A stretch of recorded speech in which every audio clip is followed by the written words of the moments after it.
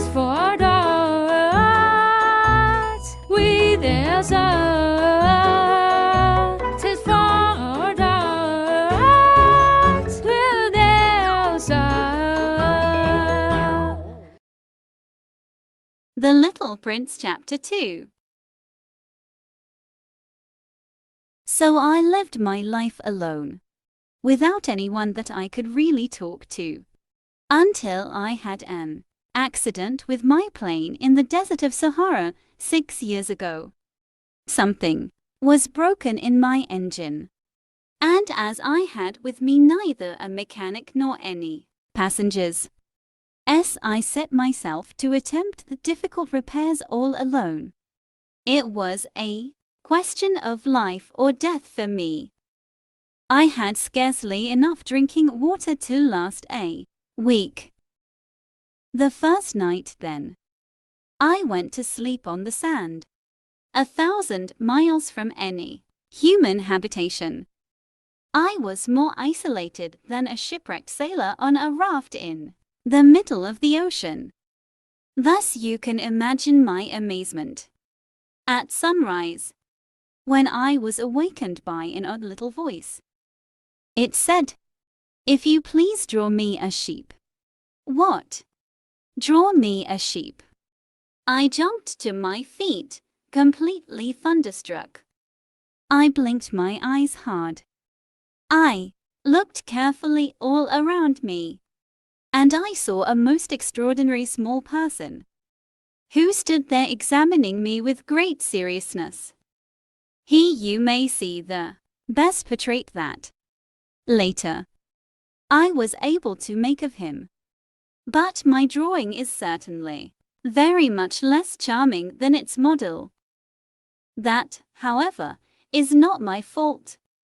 The grown-ups discouraged me in my painter's career when I was 6 years old, and I never learned to draw anything except boas from the outside and boas from the inside. Now I stared at this sudden apparition with my eyes fairly starting out of my head in astonishment.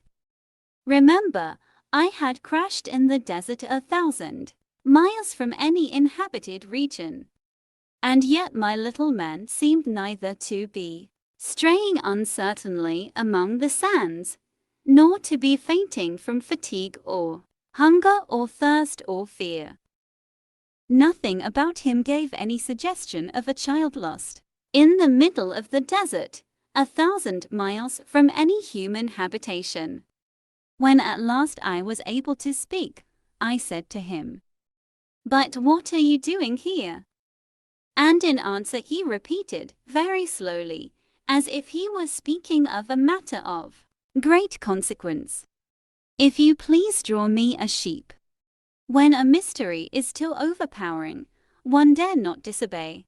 Absurd as it might seem to me, 1,000 miles from any human habitation and in danger of death, I took out of my pocket a sheet of paper and my fountain pen.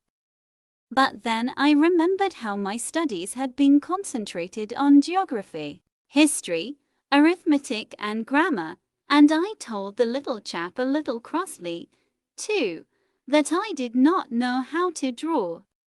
He answered me, "That doesn't matter. Draw me a sheep." But I had never drawn a sheep. So I drew for him one of the 2 pictures I had drawn so often. It was that of the boa constrictor from the outside, and I was astounded to hear the little fellow greet it with, "No, no, no. I do not want an elephant inside a boa constrictor. A boa constrictor is a very dangerous creature, and an elephant is very cumbersome. Where I live, everything is very small. What I need is a sheep. Draw me a sheep." So then I made a drawing. He looked at it carefully, then he said, "No, this sheep is already very sickly. Make me another." So I made another drawing. My friend smiled gently and indulgently. You see yourself, he said, that this is not a sheep. This is a ram. It has horns. So then I did my drawing over once more. But it was rejected too, just like the others. This one is too old. I want a sheep that will live a long time. By this time my patience was exhausted, because I was in a hurry to start taking my engine apart. So I tossed off this drawing, and I threw out an explanation with it. This is only his box. The sheep you asked for is inside. I was very surprised to see a light break over the face of my young judge.